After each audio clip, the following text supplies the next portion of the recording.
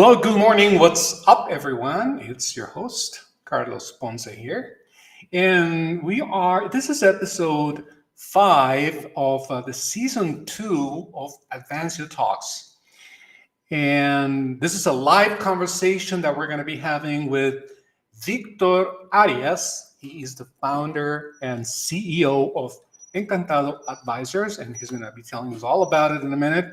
And he's also chairman of the Latino Business Action Network, or LBAN, with us today. So if you are just discovering us, well, welcome. And if you've been here since the beginning, since 2022, you know what we are about. So let me give you a quick rundown. Advancio Talks is where we sit down with the people actually building the future of business in many areas, not just technology. And actually not just talking about it, doing it, CTOs, founders, the folks making decisions that matter. So whether you're drinking coffee, commuting, or just curious about what's actually happening in business, stick around. So Victor has got stories and insights that you won't hear anywhere else. So that being said, let's jump in. And Victor, welcome to the show. It's a pleasure to have you here, Victor. Thank you, Carlos. I'm really excited to be with you. Absolutely, it's our pleasure. And well, of course, let's start from the beginning. Let's start with you. Tell us and the audience a little bit about you, your background, your company, anything you want to say as an introduction to who Victor Arias is. Let's start there. Thank you. Thank you so much, Carlos. No, look, I have to talk about my business experiences, but really it's the foundation that I received growing up. And I grew up in El Paso, Texas, on the Mm-hmm. border, uh, and strong family influences from Chihuahua, or Chihuahua, as they would say. Uh-huh. And um, but it was a wonderful place to grow up. Very large family, many, first language Spanish in the house, many Mexican cultures, and with relatives and friends across the border in Ciudad Juarez. Mm-hmm.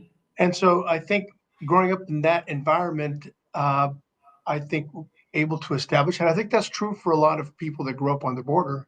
There's a high degree of adaptability.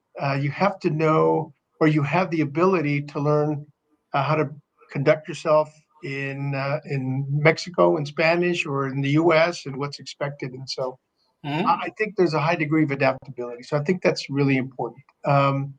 Second thing, my parents were just incredibly instrumental in pushing education, Mm-hmm. and so it really compelled me to do well in school, and to and to aspire to go to college. I ended up going to UTEP, Texas El Paso, um, and while that was not my first choice, it was a choice made because I had some scholarships, and so that I was not. I was the first one in my family to go to college, and didn't want any financial burden on my parents. But then I did end up going to get my MBA at Stanford University, and that was a life changer. That's I think there's key moments in your life that really change your life, and that was one of them, because at Stanford I was able to really understand the tools that I really did have. This whole imposter syndrome is very real, Mm-hmm. but I was able to convince myself of the things that I really brought to the table. Um, and so much so that I think over time I developed such an affinity for Stanford, and was very involved with the Alumni Association, that I ended up having the blessing and the privilege of being elected to the Board of Trustees, which is a very important group at the university, at Stanford University. And so, with the likes of many people that you would know. Imposter syndrome also set in when I became part of that board. But again, was able to really look at how to conduct myself in a large boardroom, but also pick those times and those instances where I could really contribute something of value. Mm-hmm. Um, I think that I also had the opportunity to work for a large company at the time was LaSalle Partners, became Jones Lang LaSalle in Chicago, and very much like a sort of an investment banking environment. So, man, I learned a lot about culture shock and what that means and how you conduct yourself again in a Mhm. business environment. Um, and then finally, I would say that I was recruited to a role at Las Colinas, which is a large development in the DFW area. That led to eventually becoming part of an executive recruiting career that I started 30 years plus now. That career has been incredibly rewarding because that's when you get to maybe change the lives of those that you recruit into roles, but also helps really change the direction and the trajectory of some companies for whom you are doing that work for. Um, that's kind of my background. I've also had the incredible experience and privilege of serving on corporate boards. I served on the board of at the time called AFC Enterprises. It became Popeyes Louisiana Kitchen, but I served on that public board for 15 years, and learned a lot about governance. And so that has been another sort of feather in my cap and what I can contribute in my roles. Oh, Victor. Well, first of all, thank you for sharing. A little bit about your background. I would like to move on to the let's say the next question, or the first question that I have for you is specifically about your experience, right? I understand you have a very interesting 35 years of experience in executive search. So let me ask you this. What initially drew you to this field, and how has the landscape of talent acquisition evolved during your career? Yeah, no, it's a good question, Carlos, because I think executive recruiting, especially at the higher levels, is not an industry you say, "Hey, I want to be an executive recruiter." What happens is that you have some successful executives that end up becoming consultants in for the executive search industry. And that's what happened to me. I think my expertise that I developed was in the real estate world with LaSalle Partners, because in those roles I was there to connect and others, and I've always been that way. I've been wired that way forever. Hey, do you know anybody here? Yes, here. Let me connect you to so and so, and I think that ability to connect people um, just led me to think, okay, how can I keep doing this but make some money at it? And so Mhm. um, that's when I decided to take a dive in, and I was taking a dive in a non-traditional way because most executive search consultants, especially with the top 5 firms, get recruited from very large companies, and I was kind of a test, if you will, and so I was fortunate to have run a business for a large company, and then eventually got recruited by companies like Spencer Stewart, like Heidrick and Struggles, and eventually like Korn Ferry.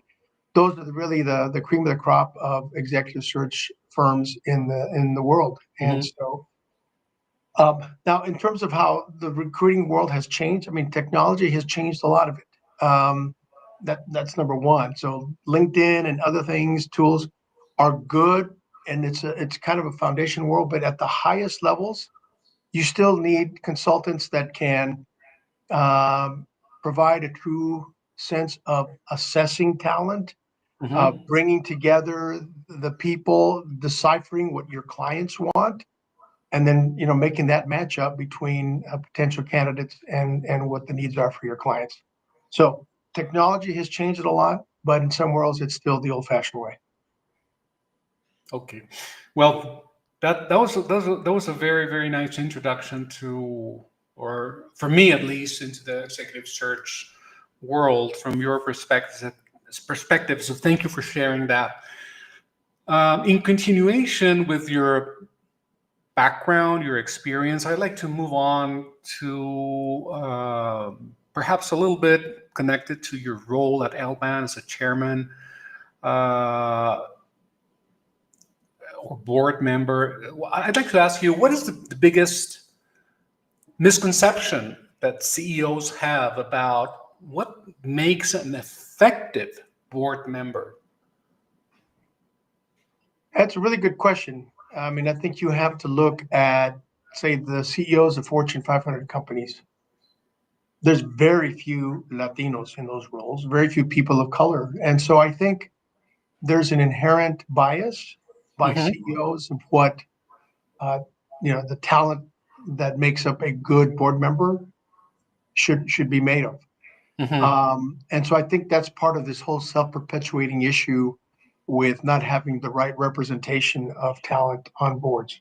That's number one. Number two, I think that many CEOs, say 10, 20 years ago, always wanted to have somebody that can help them with their agenda and somebody that might be maybe less challenging.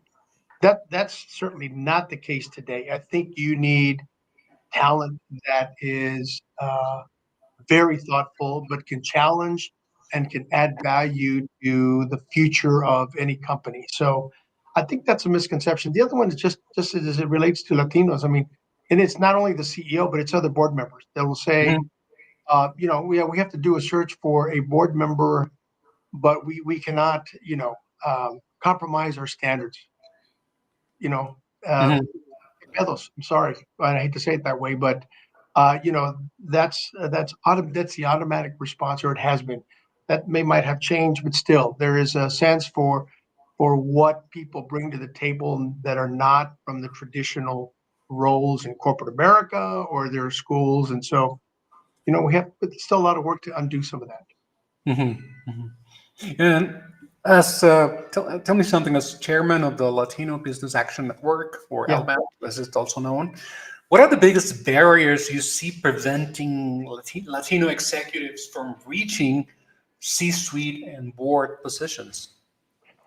It's also a good question because there's two pieces there. The one, what keeps people from getting onto boards. The other one is just around LBAN, specifically.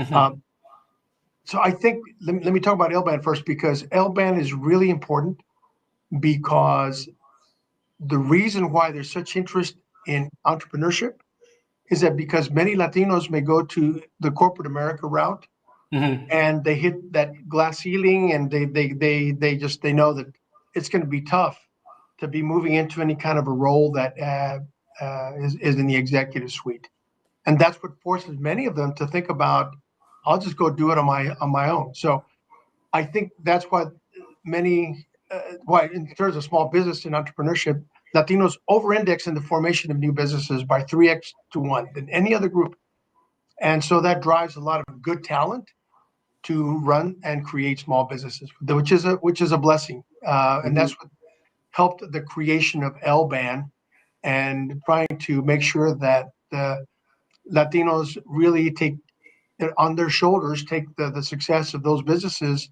on, and that they need to create more wealth so that they can reinvest it. They need to create more jobs for everybody, for all Americans, and number three, that they create leadership.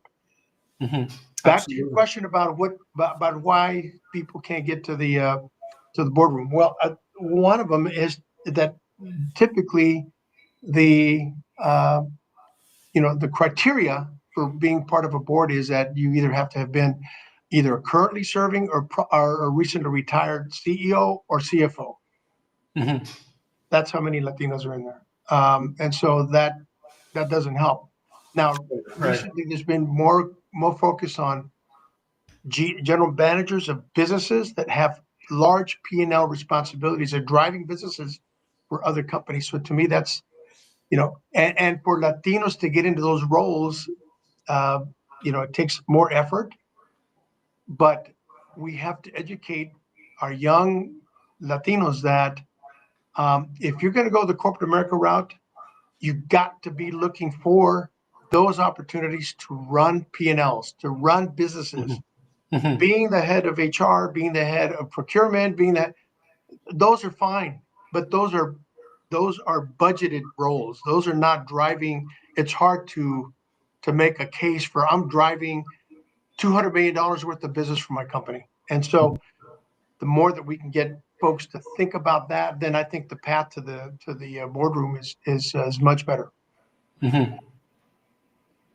Great. So, can you share a success story where intentional diversity efforts led to measurably better business outcomes for an organization? Yeah, my favorite story has to do with uh, PepsiCo. Back in the late 80s, there was a gentleman by the name of Steve Reineman who became the CEO of PepsiCo. He was formerly the CEO of Free-to-Play and then stepped up into that role.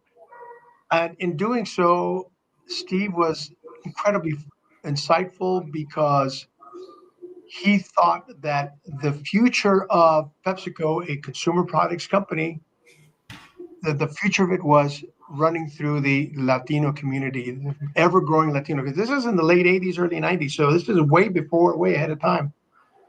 And so he formed an advisory council of Latinos, of which, Mhm. and he asked me to participate, and I was very privileged.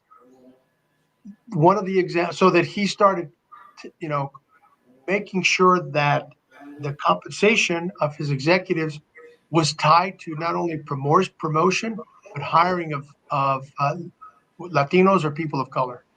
And so that was all well and good, but the first year when it came to fruition and people started seeing that their bonuses were dinged, it got a lot of attention.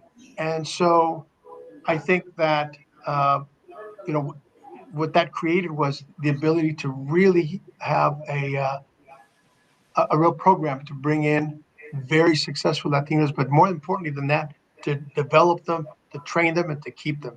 And so Mhm. PepsiCo did a heck of a job, especially during the time when the economy went down during the dot Mhm. com era. Yeah. And so that one, initiative by Steve, he also brought in lots of brands and products from Mexico that were part of this Pepsi system, like Sabritas and the like, Mesa.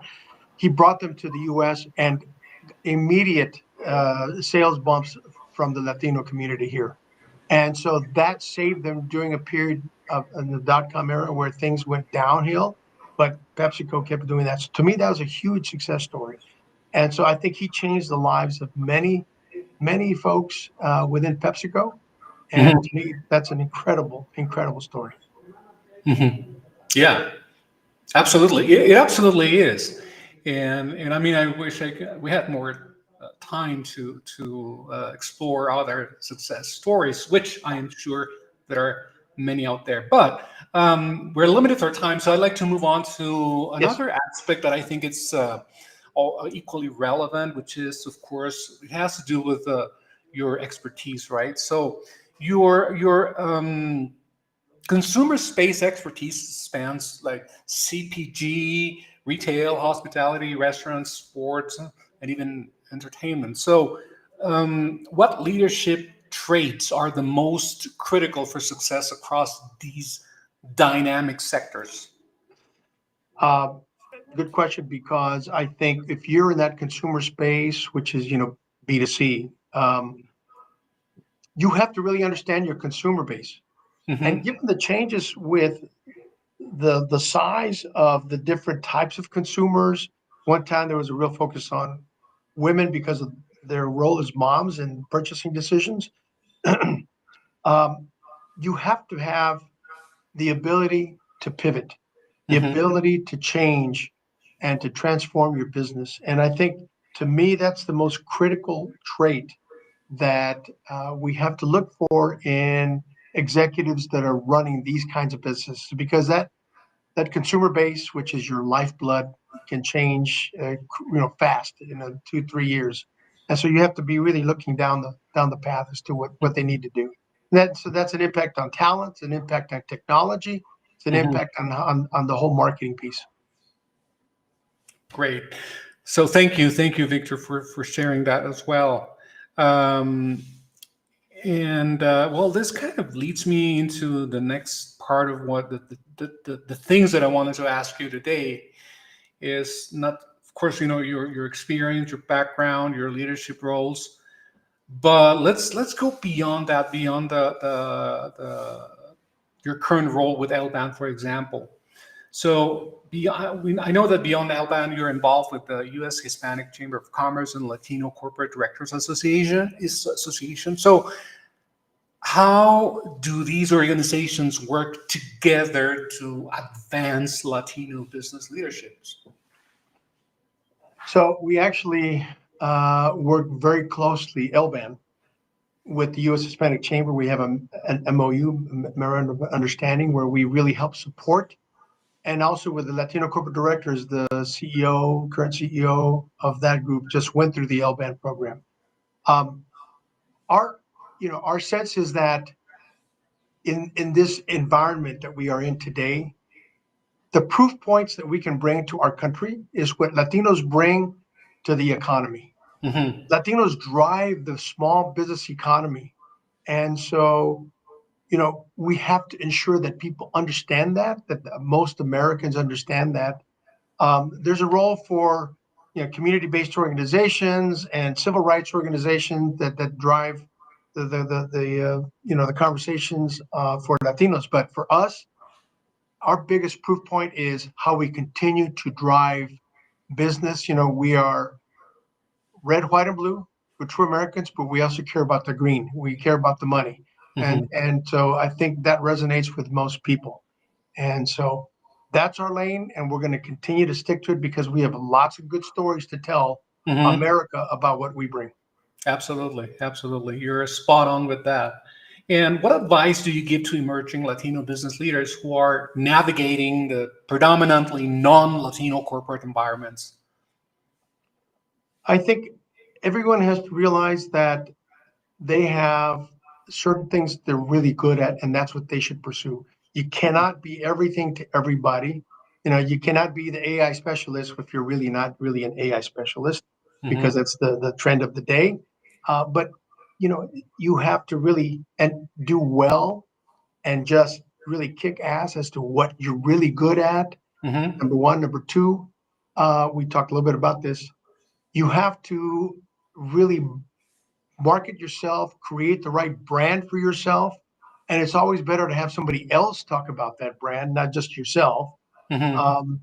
But just make sure that you are doing the best at what you can. Get published, go do presentations, Mm-hmm. but get that visibility up so that people then will say, okay, that person is a real expert in this field. Forget about the fact they're Latino, but they're really experts in this particular field. Mm-hmm. Indeed, indeed. Great. There's something else that I wanted to ask you regarding the Latino leadership and advocacy. So there's something called the Stanford Scaling Program through LBAN. So what specific initiatives are showing the most promise for accelerating Latino business growth? What would you say? So I'm really just proud of the work that LBAN has done. That scaling program is targeting the top 3% of Latino businesses in the country, which means they're all $1 million plus businesses. We have just graduated our 19th cohort of 75. We're going to be starting our 20th cohort here in September. We have seen stories of, the entrepreneurs that have, let's say they started $1 million, but they've now grown to 100 million. We want to make sure that Latinos can scale those businesses by getting the knowledge that they have from the, from the academic work, but also because we connect them to capital sources. The biggest hurdle in my mind is access to capital. So we convene lots of private equity firms, venture capital firms, family offices, commercial banks. We bring them all together to meet each of our alums that are graduating, and it creates an opportunity for them to push forward and get capital so that they can continue to grow. And then we have a group of mentors that have done great work in helping to scale their own businesses, but are now providing that advice. To me, that scaling program is, top notch, top Mhm. notch. There's nobody else in this country that is doing that kind of work, and so just really proud of that.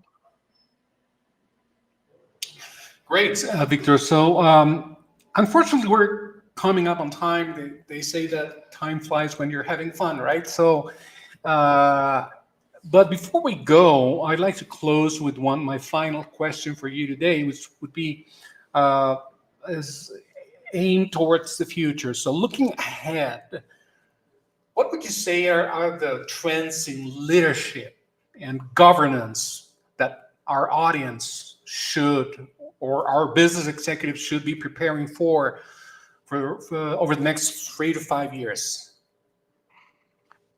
I think, what we have to be really on top of is to be, I'm not going to say financially literate, but to be really understand what drives a business and the finances of a business. That's number Hmm. one. Number two, to be technically literate, to Hmm. understand how technology plays and can change businesses. So really being on top of things. I think AI is just a tremendous tool. It's not the silver bullet, but it's a tremendous tool that can be used because everybody else is going to be using. So we have to be on top of that. And I think number three is really the ability to think about businesses uh, much broader than just here locally, Hmm.